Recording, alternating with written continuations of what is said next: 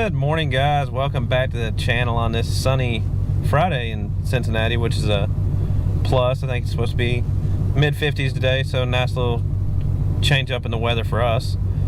Today we're going to take a car down to the dyno and finish up a remote session with the guys at Palm Beach Dyno.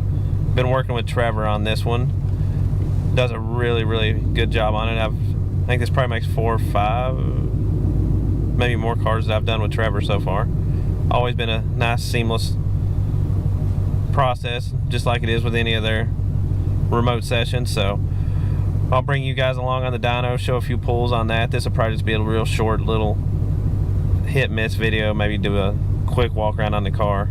It's just a NA bolt-on car on E85, so nothing too crazy. So ride along. Let's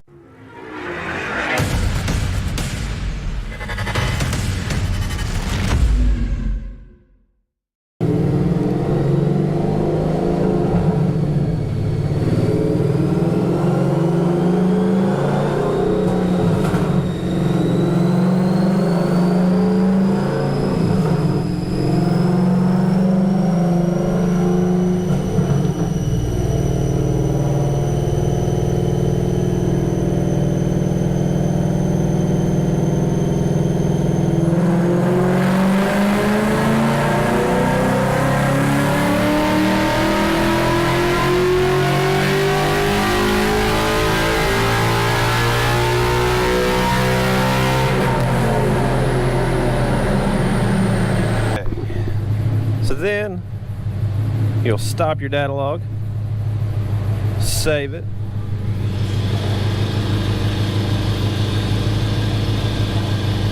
usually save it to whatever revision you're on with your tune. Makes it a little easier for the guys on the other end.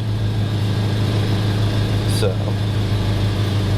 then go over here, get back into your ticket, attach your file.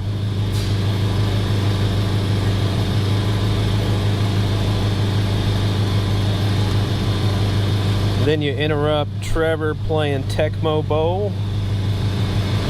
Then he has to do a little bit of work. Okay guys, we're about finished up with this remote session on the dyno here. Gonna do this one last pull. Then we're gonna go over the dyno results on this car. This is a really good example of why you wanna verify stuff on the dyno. You know, we had this car, I would say 95% done. You know, fueling, that type of stuff was done before we even got to the dyno. We made some pulls in Mexico, so that stuff was, you know, done beforehand. That way, less time on the dyno. But this is going to show you why it's important to actually get on the dyno and send a log or two over to your tuner. So we were able to find some pretty significant gains in areas, you know, not huge peak number differences, but we'll go over those in a minute on the graph. So just hang with me and we'll do this last pull and go over that. Okay, so like always, got our data logger going and make this last pull here.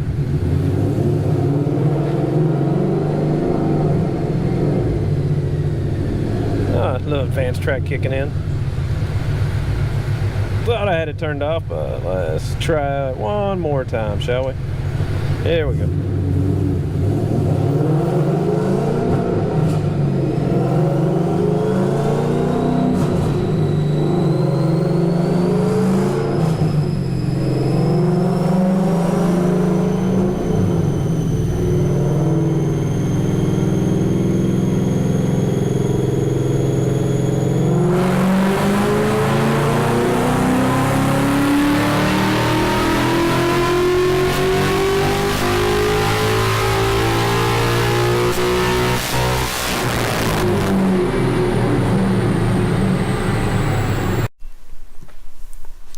Okay guys, now we're back to the shop here, all finished up with the remote tune with Palm Beach.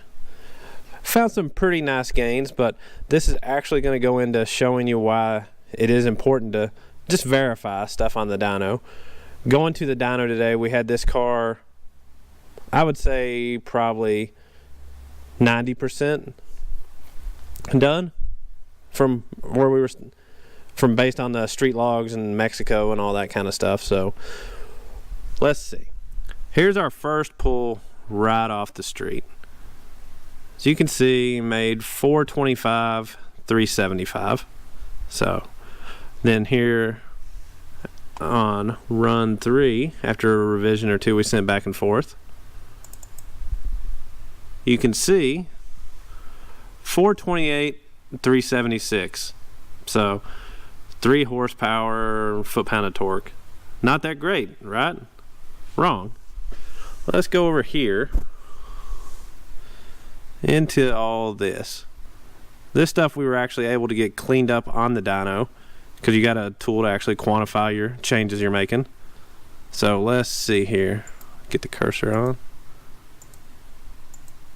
Out here at 7,600, we went from 403 to 426. So I mean, we found 23 horsepower right there.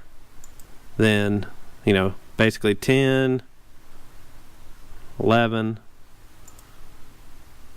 17, 18. So as you can see, there was very substantial gains to be found. I didn't really pay a whole lot of attention to the data logs. I just let the guys over at Palm Beach, Trevor, Ken, and Rob, do their job. So I just do as good as I can to make sure they get a good data log to make changes and get happy customers. So from, let's see, roughly 7,000 on, found a substantial increase in horsepower and torque, as you can see, which this car is got a majority of your bolt-ons for a NA car, and it does have a nitrous kit, which will be going back once the customer finishes up his nitrous install and seeing how all that goes. Hopefully add about 200 to these numbers, somewhere in that range. But if we just went with the street logs and everything else, you know, had a really good tune, but you know, just this little bit of tweaking with some cam timing and stuff like that. Every car's a little different, so there ain't no real set, oh, here's the magic formula. Otherwise there wouldn't be no need for revisions or anything. Just because your car is the same as your buddy's, same parts, everything like that, doesn't mean it's going to be the exact same. Hold on. So as you can see from those dyno results, the gains and everything we found from 7,000 plus RPM, you know, substantial power. That's a real reason, you know, a dyno is not required, especially for these newer cars. You know, they've got such good computers. You're going to have really good data. As long as you provide that to your tuners, you're going to get a really good tune and most likely great results. The dyno just speeds that process up. Could we have found that at the track? Sure. We could have went to the track, made a pass. They could have tweaked the cam timing a little bit, made another pass, back, forth, back, forth, back, forth. But this way it just speeds it up and quantifies it quickly. You know, it's not a be-all, end-all with a dyno number. I mean, this car is a perfectly good example. This combination most times will show about 450 rear-wheel horsepower on cars. Well, this car's got a 410 gear and was on Mickey Thompson 275 Pros. Not the greatest for if you're racing a dyno and just want that big dyno number, you know. If it had, you know, a 355 gear, 373, something like that, and on a true radial, it would have probably showed a little bit better power, but, you know, 430-ish is respectable. Should be a nice, fast car. We'll have to wait until spring around here to find that out. So, but hope you guys like this.